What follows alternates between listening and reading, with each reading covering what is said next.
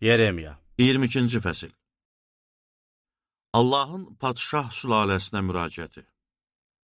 Rəbb belə dedi: Yahuda padşahının sarayına get. Orada bu sözü bildirib söylə ki, ey Davudun taxtı üzərində oturan Yahuda padşahı, ey bu darvazalardan girən əyanlarla xalq, Rəbbin sözünü eşidin.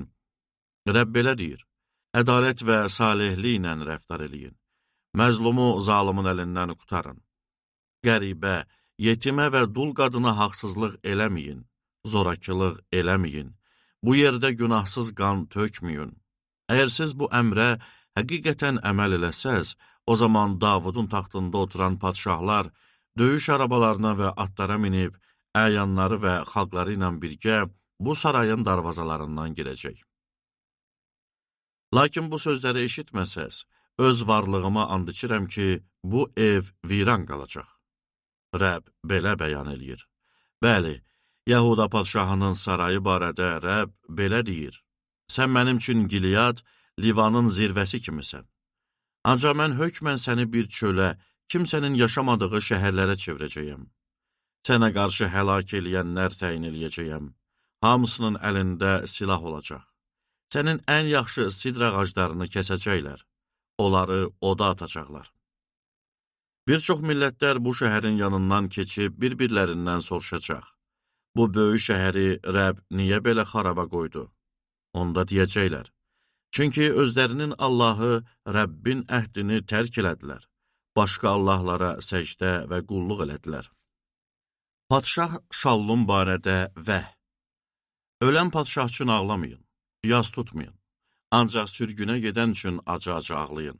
Çünki daha qayıtmayacaq. Doğma vətənini görməyəcək.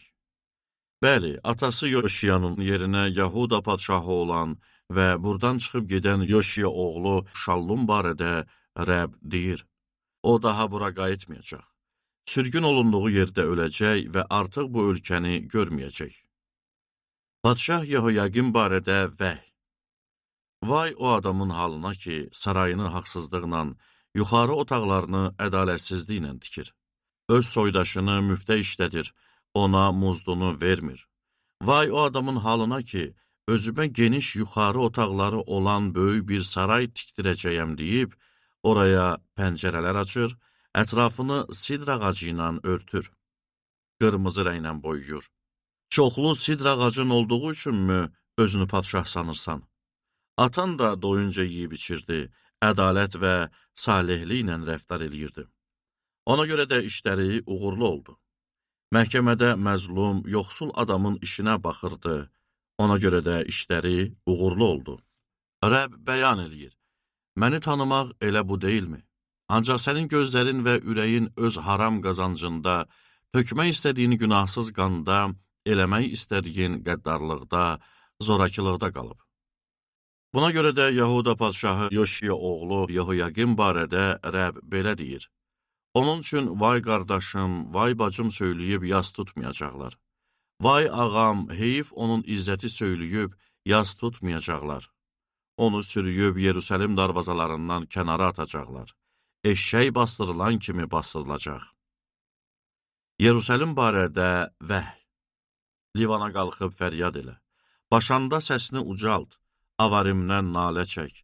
Çünki bütün müttəfiqlərin əzildi. Hər şeyin əminamanlıqda olanda sənə nəsiyyət elədim, ancaq qulaq asmayacağım dedin. Uşaqlığından xasiyyətin belədir, sözümə qulaq asan deyilsən. Külək bütün başçılarını alıb aparacaq, müttəfiqlərin sürgünə gedəcək. O zaman elədiyin bütün pisliklərdən ötürü utanıb rüsvay olacaqsan.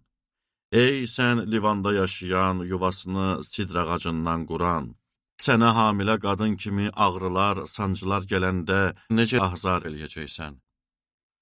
Padşah Yehoyaqim barədə vəh.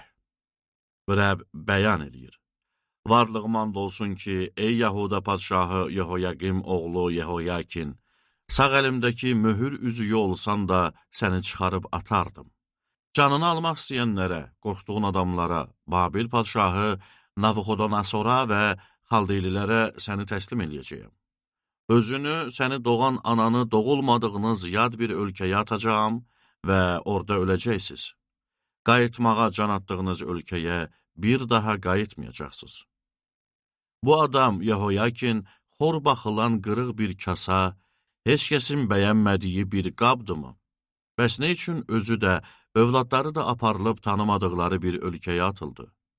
Ölkə, ey ölkə, Rəbbin sözünü eşit, ey ölkə. Rəbb deyir, bu adamı övladsız, ömründə işləri uğurlu olmayan bir kişi hesab elədin. Çünki nəslindən heç kim uğur qazanmayacaq.